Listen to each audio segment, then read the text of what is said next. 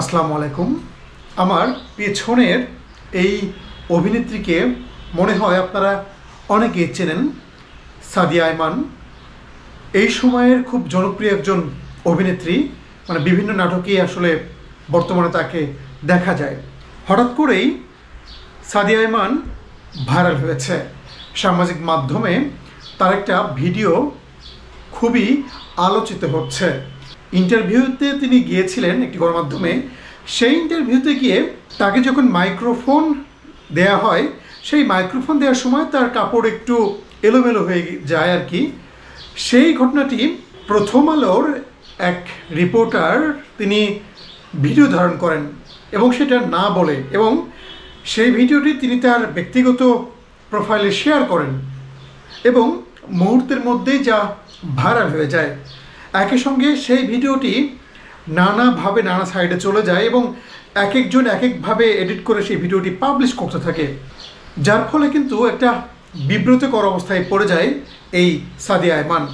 যার কারণে কিন্তু তিনি একটি ফেসবুক স্ট্যাটাসে পুরো বিষয়টি তুলে ধরেন এবং সেই বিষয়টির একটি সমাধানও তিনি দাবি করেন।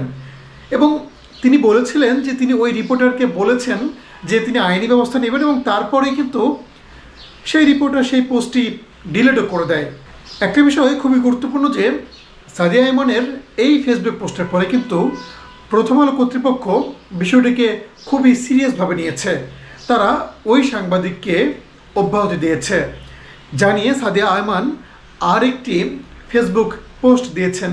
আমি একটু পড়ে শুনি আপনাদের।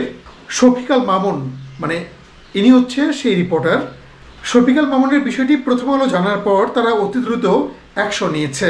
তাকে প্রথম আলোর সঙ্গে সব ধরনের কাজ থেকে অব্যাহতি দেওয়া হয়েছে। প্রথম আলো থেকে আমাকে অফিসিয়ালি জানানো হয়েছে, আমার স্ট্যাটাস দেওয়ার আগেই এই সিদ্ধান্ত কার্যকর হয়েছে। সাদিয়া আয়মান আরও বলেছেন, আমার প্রতিবাদ ছিল একজন কর্মীর অপকর্মের বিরুদ্ধে, প্রতিষ্ঠানের বিরুদ্ধে নয়। কাজেই কারো ব্যক্তিগত কর্মের দায়ভার নিয়ে প্রতিষ্ঠানের সম্মান যেন ক্ষুণ্ণ করা না হয়, সেটাও আমার দর্শকদের অনুরোধ করব। আর এত দ্রুত প্রথম আলো তার বিরুদ্ধে অ্যাকশন নেবে, সেটাও খুবই ইতিবাচক। আসলেই তো, মানে এ ধরনের কাজ একজন সংবাদকর্মী হিসেবে কেন করবে? কেন আর একজনের অনুমতি না নিয়ে তার ব্যক্তিগত বিষয়ে ভিডিও ধারণ করে সেটা নিজস্ব ফেসবুকে পোস্ট করবে? আমরা যারা সংবাদকর্মী আছি, আমাদের সবারই উচিত যাই আমরা শেয়ার করব সেটা অবশ্যই তার অনুমতি নিয়ে শেয়ার করব, এবং সেটা আসলেই অনুমতি নেওয়ার প্রয়োজন আছে, কারণ ব্যক্তিগত বিষয় বলে একটা বিষয় আছে।